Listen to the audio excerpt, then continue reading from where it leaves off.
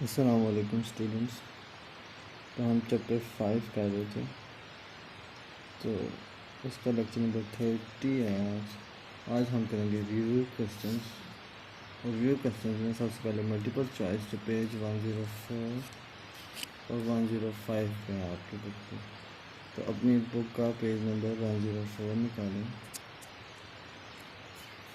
तो पेज 104 पे multiple choice. तो फर्स्ट है, in which stage of the cell cycle each chromosome is duplicated and so it consists of two chromatids। तो ये पूछना चाह रहे हैं कि किस सेल साइकिल की स्टेज में क्रोमोसोम डुप्लीकेट होते हैं। तो वो एस फेज में, तो इसका बी ऑप्शन ठीक है। सेकंड है, if you observe a cell like this one, ये जो सेल की डायग्राम है, अगर इस तरह का सेल आप माइक्रोस्कोप में देखें तो वो किस फेज में होगा। तो इसमें आप देखें क्रोमोसोम अपोजिट पोल की तरफ मूव कर रहे हैं, तो ये किस में होता है, एन फेज में। तो फर्स्ट ऑप्शन ठीक है। उसके बाद थर्ड वन देखें, during which phase of mitosis spindles of form, तो प्रो फेज, इसका ऑप्शन सी ठीक है। Fourth one, in which stage of cell cycle the cell is preparing enzyme from chromosome duplication, किस स्टेज में cell ऐसी enzyme बना रहा है जो क्रोमोसोम डुप्लीकेशन में मदद देंगी। तो वो G1 में। एस में तो क्रोमोसोम डुप्लीकेट होते हैं, वो G1 में बना देते हैं। फाइव वन देखें, which one of the following stage of cell division is very different from animal and plant cells. Animal and plant cell में कौन सी स्टेज है सेल साइकिल की जो वो डिफरेंट होती है। तो वो आपको पता है साइटोकाइनेसिस में। एनिमल्स में क्लीवेज फॉलो के थ्रू साइटोकाइनेसिस होती है, और प्लांट्स में आपको पता है वो सेल प्लेट बनती है। Six one, parallel to cell division, each chromosome replicates or duplicates its genetic material. Products are connected by a centromere and called, तो को क्या कहते हैं, जब क्रोमोसोम डुप्लीकेटेड हो जाता है और दो प्रोडक्ट जो होते हैं डुप्लीकेशन के बाद जो बनते हैं वो सेंट्रोमियर से जुड़े होते हैं, तो वो सिस्टर क्रोमेटिड्स होते हैं। सेवन का देखें तो process of mitosis ensures that, जो माइटोसिस का प्रोसेस है वो क्या इंश्योर करता है। तो इसका सेकंड वन ऑप्शन ठीक है, each new cell receives the proper number of chromosomes. Eight one देखें आप, cytokinesis in a plant cell is characterised by, cytokinesis plant cell में क्या खसूसियत रखती है। तो सी वाला ऑप्शन ठीक है, the formation of a cell plate in the cytoplasm.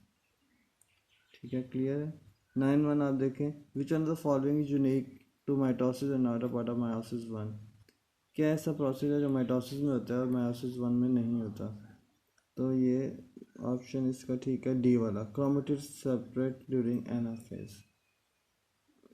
Tenth देखें, which event distinguish meiosis from mitosis, कौन सा ऐसा इवेंट है जो मायोसिस को माइटोसिस से डिफरेंट करता है। तो वो दिए गए ऑप्शन में डी वाला ठीक है, pairing of homologous chromosome.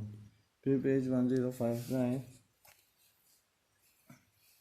In which stage of cell cycle most cells spend their lifes, वो कौन सी सेल की स्टेज है, सेल साइकिल की स्टेज है जिसमें सेल ज़्यादातर रहते हैं। तो जाहिर बात है इंटरफेस, क्योंकि सेल को डिवीजन के लिए तैयार करना बहुत टाइम लगता है इसमें। 12 वन आप देखें, which are the following distinguish meiosis from mitosis, ऐसा इवेंट बताना है जो मायोसिस को माइटोसिस से डिफरेंट करता हो। तो वो दिए गए ऑप्शन में से सारे हैं, तो डी ऑप्शन और अबव द अबव ठीक है।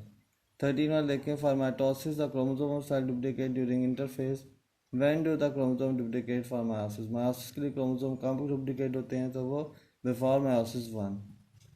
Find the correct statement, correct statement ढूंढनी है तो 14 में से सी वाली करेक्ट स्टेटमेंट है। दिए गए ऑप्शन में से homologous chromosome form pairs during meiosis but not mitosis, और तीनों गलत हैं। Spindles are not required during meiosis, ये देखें गलत है, मायोसिस में भी स्पिंडल बनते हैं। 15 वन आप देखें, what reasons would you suggest for the fact that the total DNA content of each daughter cell is reduce during meiosis में, दिए गए ऑप्शन में से कौन सी रीज़न बेस्ट है कि क्रोमोसोम हाफ हो जाते हैं। तो वो पहली, chromosome do not duplicate during the interphase before meiosis one. ठीक है, एक बार आप फिर देख लें आपने ऑप्शन ठीक लगाए हैं। फर्स्ट वन का ऑप्शन बी है, सेकंड वन का ए, थर्ड वन का सी, फोर्थ वन का ए, फाइव का डी, सिक्स का डी, सेवन का बी, एट का सी, नाइन्थ का डी, टेंथ का ए, 11 का सी, 12 का डी, 13 का ए, 14 का सी और 15 का ए। तो आज के लिए बच्चों ये थे MCQs हमने डिस्कस किए। उसके बाद हम अंडरस्टैंडिंग द कंसेप्ट क्वेश्चन में से देखेंगे, और फिर ये शॉर्ट क्वेश्चंस भी इंशाल्लाह हम नेक्स्ट लेक्चर में देखेंगे। और इस तरह आपका फर्स्ट टर्म का सिलेबस मुकम्मल तौर पे कंप्लीट हो जाएगा, उसमें से कुछ भी नहीं रहेगा। फिर हम रिवीजन और उसके बाद सेकंड टर्म का भी थोड़ा थोड़ा पढ़ेंगे इंशाल्लाह।